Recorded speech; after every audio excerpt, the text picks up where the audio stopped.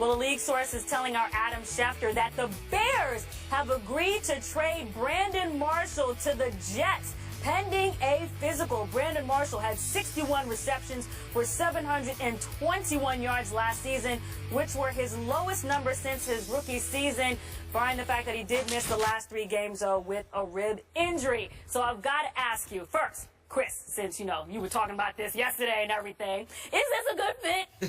I mean, look, it's perfect for the Jets. I mean, they needed a receiver. That's why I brought him up yesterday.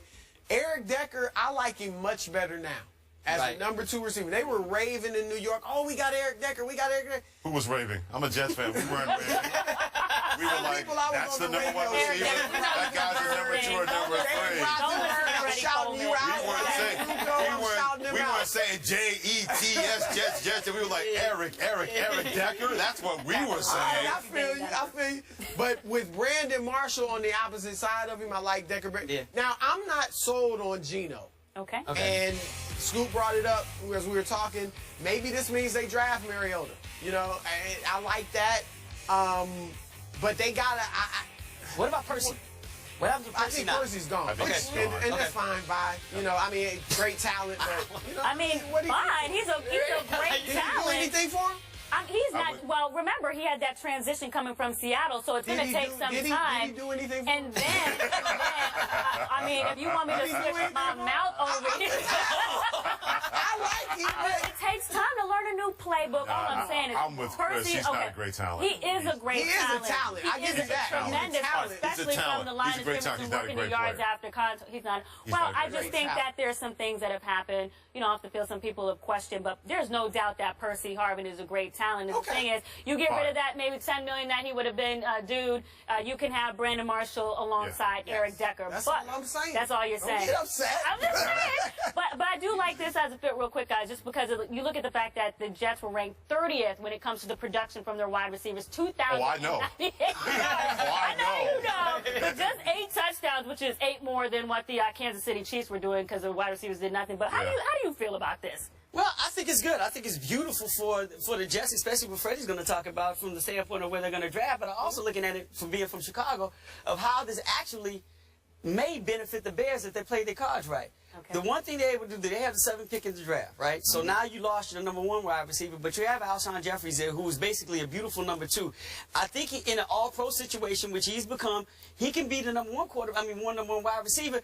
But now at the 7th pick, you either can get Kevin White or you can get Amari Cooper. One of them is going to be available at the 7th pick. You bring him along, and now he's your secondary, and you got Bennett at tight end, and you got Matt Forte out the backfield to still receive. I think you have a receiving core that now, Jay Cutler, no excuses. So let me ask you. Wait. So you had that before. I know, but here's the thing. If they don't get, my point is if they don't draft like a Kevin White or Amari Cooper, Jay Cutler can say, okay, I only got 1 receiver. And even though they're a rookie, he can say, I still need an option. I don't have a second option to go out. I don't have a second wide out. If they draft one, Jay, you got no excuses. We got you the top wide receiver coming out with this 7th pick. I know they want a defensive end, but in this situation, now that you lose Marshall for the Bears, this could actually be a good move where they save money but still get talent. But, Freddie, let me ask you this. Do you think that they need to get a wide receiver with the 1st round pick if you're bringing over Brandon Marshall? I mean, they have so many needs. So what? You're talking about the Bears? I'm talking about the Jets. I'm talking about. Oh, I know what you're talking about. I'm still shaking my head side to side. No, they don't need a wide receiver. But all of a sudden now, that 6th pick of the draft becomes the most intriguing part of this draft. Because I don't think Tennessee's taking a quarterback at number 2. And we know that whoever's taken first, whether it's Jameis Winston or Marcus Mariota at the number 1 pick, that quarterback's going to slide to number 6.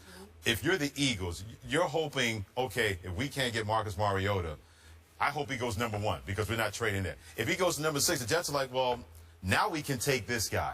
We don't need to trade out of that because now when we bring him in, we've got 2 guys, especially one dominant guy, 7 times 1,000-yard receiver in Brandon Marshall. Eric Decker goes back to being that quality number 2 that he was with the Denver Broncos. And you feel whatever running game you're going to bring is going to help your young quarterback. But now if you're the Jets, you're sitting there going, we don't need to trade out of this spot. Philadelphia, how much do you really want to get in this spot? How much of your souls are you willing to sell because you want that guy to run your system and run your culture in Philadelphia? And let me ask you this, Chris, because everybody's been talking about the Eagles possibly moving up to, try to talk to the Jets about getting Mario. But you obviously have Geno there. So do you think that they should try to go with Mariota right there, or do you think they maybe should try to trade down and get some more picks for that, just because of multiple needs, cornerback? I mean, there's a lot of things that they still need to do. It's tough because I'm not sold on Mariota. I'm not sold on him. I'm not saying he won't be a very good quarterback, but he could be a system quarterback. I like him a lot in Philly because I know he knows that system. I know his coach. We know Chip Kelly loves him a lot in Philly for Mariota. He would love to have him. But maybe there needs to be someone there to push Geno. I'm not positive. Yeah, I think they would like a veteran in there that if Geno can't cut it, you can throw him in, because Mariota's still going to be a rookie. He's still going. Now you're still kind of pushing it back a little bit because you can't expect too much from him. It's a tough call when they have so many other needs. I still might go with some of the other. But doesn't he benefit from having someone like Brandon Marshall there? If they do get Mariota, if they do get Mario, you have a veteran All-Pro that can actually work with him as opposed to like. Will he have? So he can't work with Geno? Will he have patience with? Oh no, wait a minute. Yeah, he could do that with Geno. And Brandon will speak his mind, as we know. Right. Yes. He might get tired of, I think it'll be different with a rookie quarterback because he understands he has to have the learning curve. But if he can have patience with Cutler, he can have patience with Mariota. Let's also talk about how you think Brandon Marshall can fit in New York, because he definitely has the personality, I think, for that. We all know he does a show inside the NFL, and then also his wife, I think she would like that. And I just want to mention real quick that he has a good relationship with Todd Bowles, because you remember Todd was in Miami as well, and those two they have a good rapport. So tell me how you think Well, think about this on the field. You need a receiver like that in your division because you got Darrell Reeves and Brandon Brown in New England. You got Brent Grimes in Miami. That boy can play. That boy is no joke in Miami. He's one of the underrated cornerbacks in the league. Buffalo has Stephen Gilmore, who can play too. You need a big wide receiver that have to deal with those guys. So on the field, the Jets need that guy. Off the field, if you're Brandon Marshall, all the off-the-field stuff will come what you do on the football field. I think he's smart to realize. He's clean in Chicago. Absolutely. He's clean in Chicago. Right, he's already understand.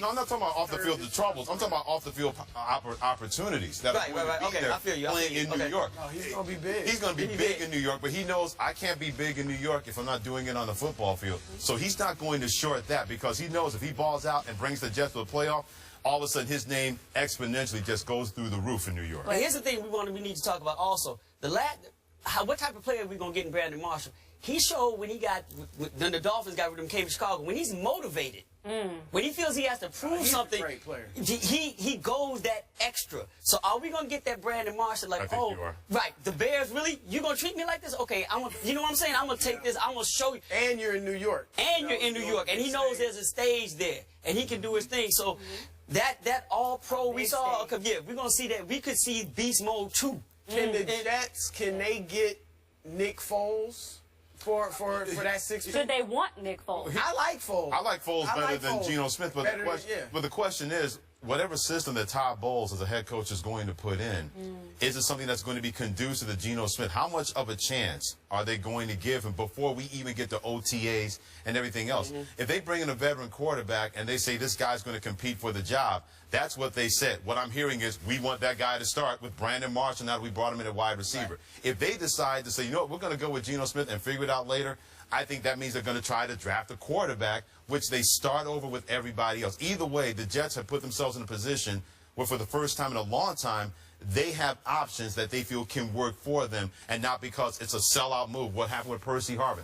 They brought him in because John Idzik was the general manager of the Jets. He worked in Seattle. If John Idzik had not worked in Seattle and was not the general manager, there's no way Percy Harvin is a New York Jet. And I think at a certain point, guys like that may have a great skill level, but you can't rely on them in the football field. Todd Bowles does not want to hear any of that. He wants guys that he can put on the football field. So you're confident that any questions about Brandon Marshall's presence in the locker room, all done? I think the guy's matured. I think we've all seen that over the years, and I think he's a strong leader. Like you said, I'm cool with what he did in Chicago. You know, with calling guys out and being a leader. I don't think he did it disrespectfully.